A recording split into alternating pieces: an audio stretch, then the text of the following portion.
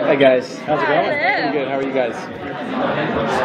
So, what can't you tell us about season 3? Almost everything. To tell you that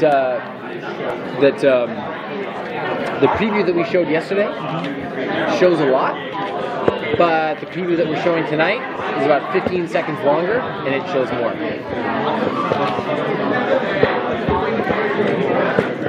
So I guess the big challenge of Oliver's life right now is balancing the hero and the normal life that he wants. That's right. Nice earrings, by the way. Thank you. Picked up especially for you. Thank you. So, I mean, what are we going to see? What kind of changes are we going to see between, Find a happy Oliver in the premiere. A happy smile. Do you see me smile in the preview for season 3? It's like, what's that? And it's weird too because our director for the episode, we don't really know how Oliver smiles per se. So he was like, give me a smile. Give me a bigger smile. Too big, give me less. And we find a happy Oliver. But, all of that comes at a price.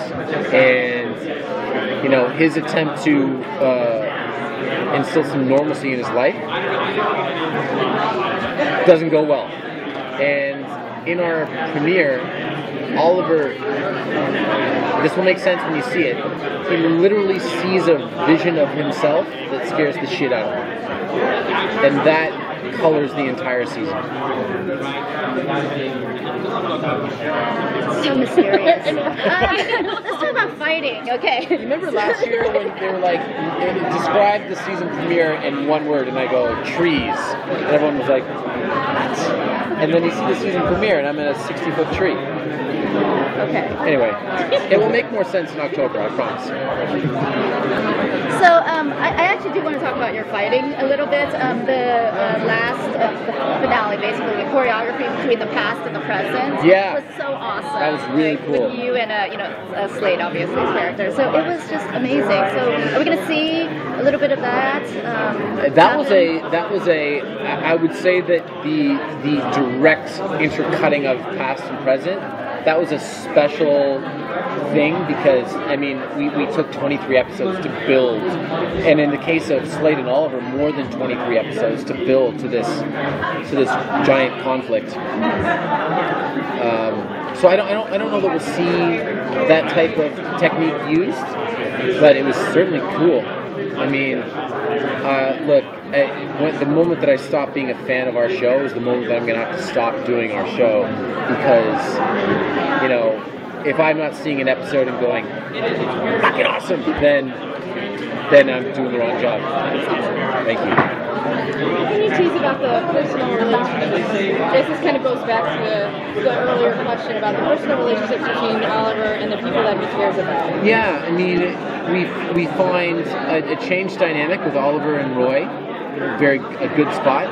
We find Oliver and Diggle in a spot of conflict because of how much Oliver cares about Diggle. Some big Oliver Felicity stuff. Find Oliver and Laurel in an incredibly good place. There's a great line in Pilot where she says, "You catch 'em, I cook 'em." It's a really cool dynamic that they have. Arrow and Lance are. Everyone's in a good spot. You catch him, I think it was that you find the dead guys and she gets them away. Is that would be a good deduction from that sentence. And big things are just backtrack. Like big things with Felicity. Is there anything you can elaborate on that? The only way that I can elaborate is to say that Oliver has one woman in his life this year, in this season, and that is Felicity. And that doesn't necessarily mean that they're together, but all of the, was he misleading her? Was it a misdirection? Was it a ploy? Was it a play? All of that stuff that we left with in the finale, we resolve in the premiere. Fully, absolutely, you get an abundantly clear picture of how they both feel about one another. That doesn't mean that they're going to be together. So the premiere seems to tie up loose ends of the finale, and then it sets the pace we didn't leave on a huge cliffhanger like we left in season 1, but we certainly left a couple of loose ends, and we tied them up. Yeah, and then introduce a whole new set of problems. Sophia and Oliver's relationship, is there going to be, you know, more closeness, or because Merlin's in the picture, they're just going to be more? Well, it's certainly going to be different, and I'm excited for that. I'm so fired up for Willa Holland. She's such a wonderful actor, and she's getting the car keys this year and taking the show for the spin a little bit, and as she should.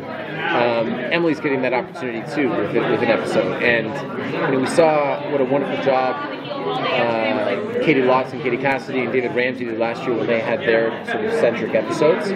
It's always such a joy for me, aside from the fact that I get a couple of days off. I'm so proud of our cast, and you know, I feel like, I mean, most of them are older than me, but I feel like the proud dad, you know, when they get their episode. So I'm excited for it.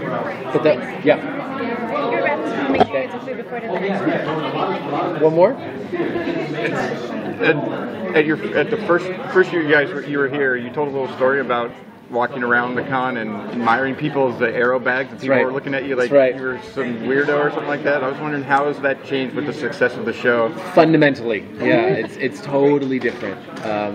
The coolest thing last night was being at the WB party, because it's at the same spot every year, and so